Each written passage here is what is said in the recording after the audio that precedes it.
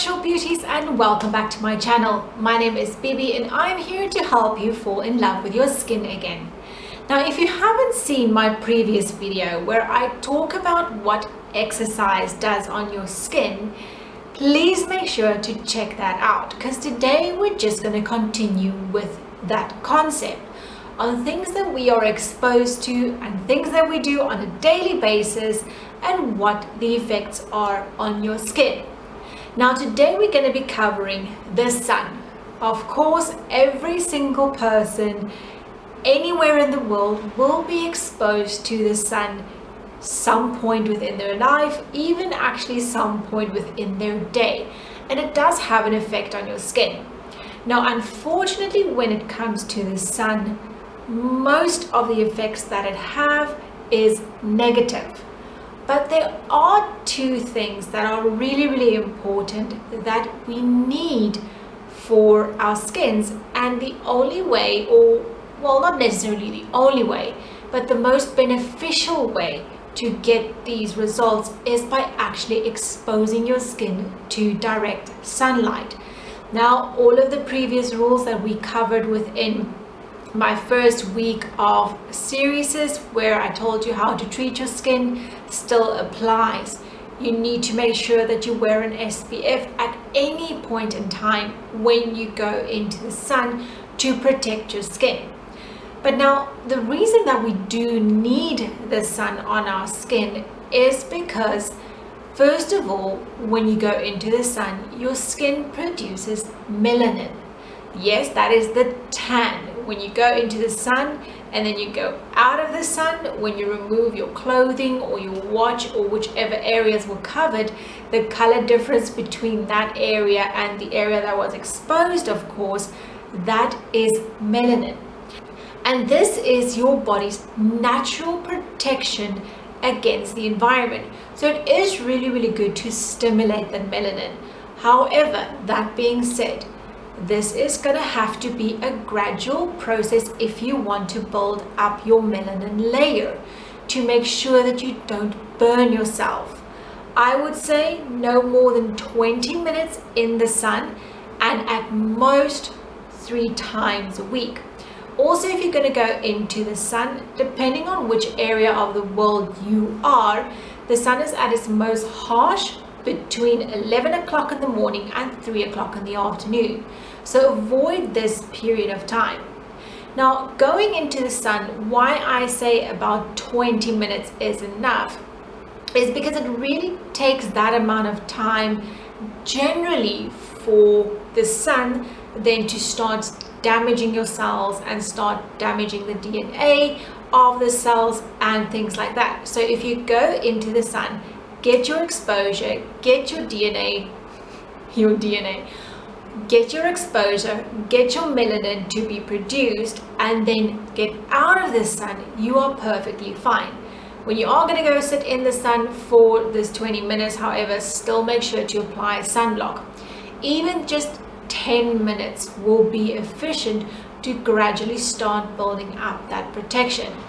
Also then, when you're done, make sure to moisturize afterwards, because even though it is good for the skin to start producing the melanin and that color film on the skin for protection, it will still dehydrate the skin. The other thing that's really good for us when we go into the sun, and that's really, well, it's more of a concern in places where you don't really have that much sun exposure. It's either too hot to go out into the sun, or it's too cold to go out into the sun, or you just quite frankly don't have enough sun throughout the day. It's the fact that your body then can go into a vitamin D deficiency. Now, vitamin D obviously is not going to show on the skin. Well, it won't show on the skin directly, but it is eventually going to translate to your skin, because vitamin D is your happy hormone. That hormone that stops you from falling into that depressive state. All right, sadness, irritable, not knowing what to do, not knowing if you want to go or want to come. And vitamin D stimulated through going into the sun when it changes cholesterol into the vitamin D.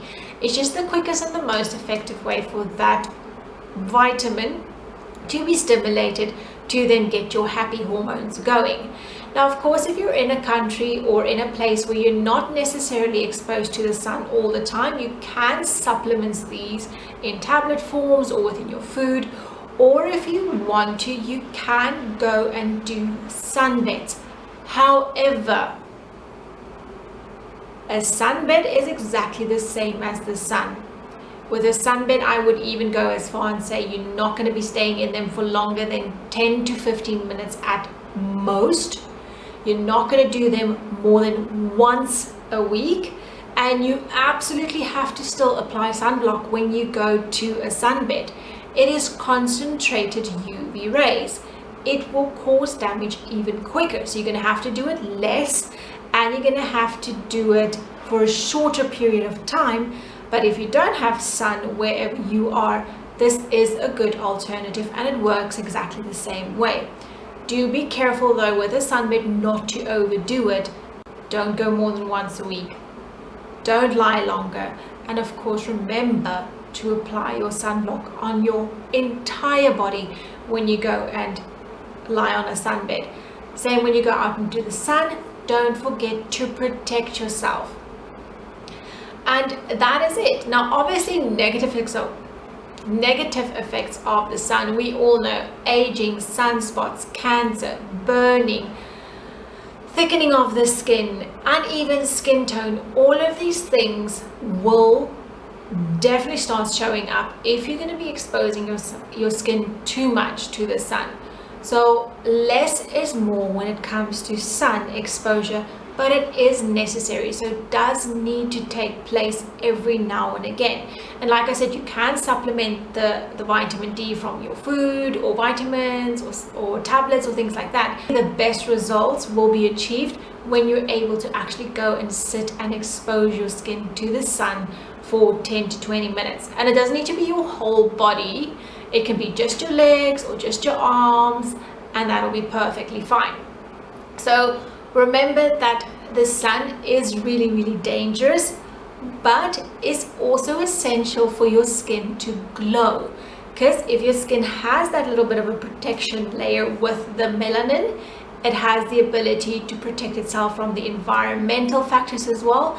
And of course, if you have your happy hormone going strong, that eventually will translate into your skin. If you're rested and you're happy, your skin will show it. If you're tired and you're sad, your skin will become dull and it will show it. So take that into account next time you want to go into the sun. Remember, it is good for you in short periods of time, and as long as you make sure you protect your skin. And that's it. That's all I have for you for today's video. Short and sweet. Remember to protect your skin every single day when you go into the sun, but also remember that it is good for you. So if you've liked what you've seen today and you've learned something new, don't forget to give it a thumbs up, like and share it with your friends so they can learn this as well. And then of course, don't forget to subscribe, click the bell button so you're notified when I upload again. So until I see all my natural beauties again, have a wonderful day, and I'll see you all soon. Goodbye.